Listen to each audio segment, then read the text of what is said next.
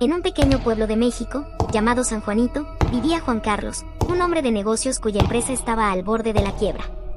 Su ambición y orgullo lo habían llevado a tomar decisiones arriesgadas, y ahora se enfrentaba a las consecuencias de sus actos. La empresa de Juan Carlos, dedicada a la producción de mezcal, había sido su orgullo y alegría durante años. Pero su codicia le había llevado a tomar préstamos arriesgados y a invertir en proyectos fallidos. Ahora, al borde de la ruina financiera, se encontraba desesperado por encontrar una solución.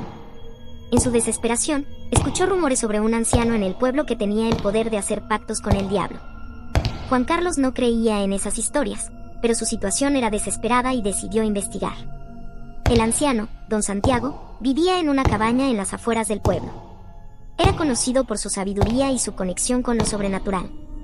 Juan Carlos se adentró en el bosque hasta llegar a la cabaña, donde encontró a don Santiago esperándolo.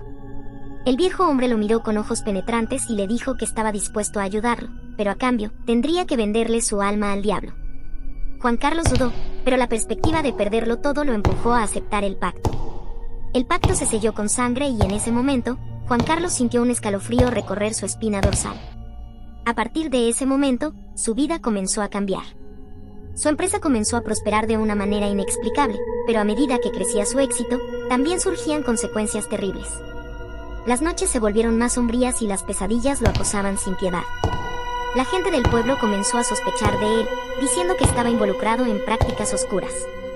Incluso sus seres queridos se alejaron de él, sintiendo una presencia maligna a su alrededor. Juan Carlos se debatía entre su desesperación y su conciencia.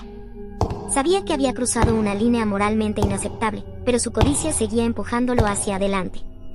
Se convirtió en un hombre atormentado, incapaz de encontrar paz en su éxito ilícito. A medida que los términos del pacto se revelaban, Juan Carlos se dio cuenta de que había vendido más que su alma.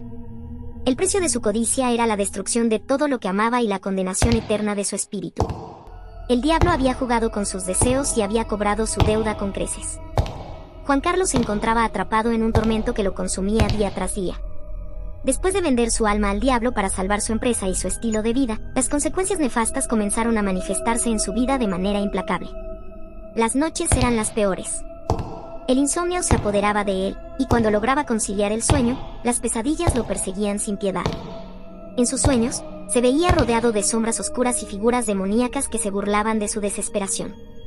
Gritos desgarradores resonaban en su mente, haciéndolo despertar en un estado de angustia y sudor frío.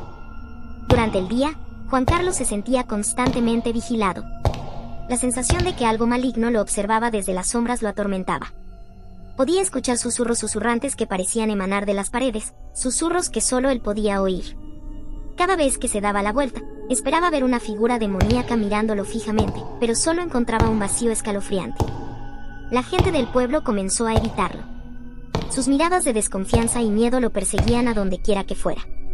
Los rumores se extendieron y pronto se convirtió en un paria en su propia comunidad. Incluso su familia y amigos más cercanos comenzaron a alejarse, temerosos de la oscuridad que parecía rodearlo.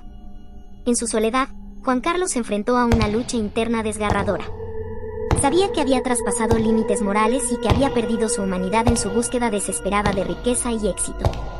Sentía el peso de su decisión en cada fibra de su ser, y el remordimiento se hundía cada vez más profundo en su corazón.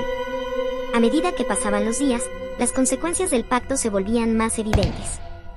Su empresa, que una vez floreció con éxito, comenzó a desmoronarse.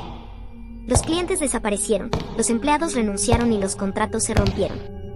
La prosperidad que había obtenido gracias a su trato con el diablo se desvaneció rápidamente, dejando solo ruinas y deudas. El tormento de Juan Carlos se intensificaba, pero no se atrevía a buscar ayuda. Sabía que nadie podría librarlo de su trato infernal. Estaba condenado a vivir en un estado de agonía constante, donde cada momento estaba impregnado de culpa y desesperación.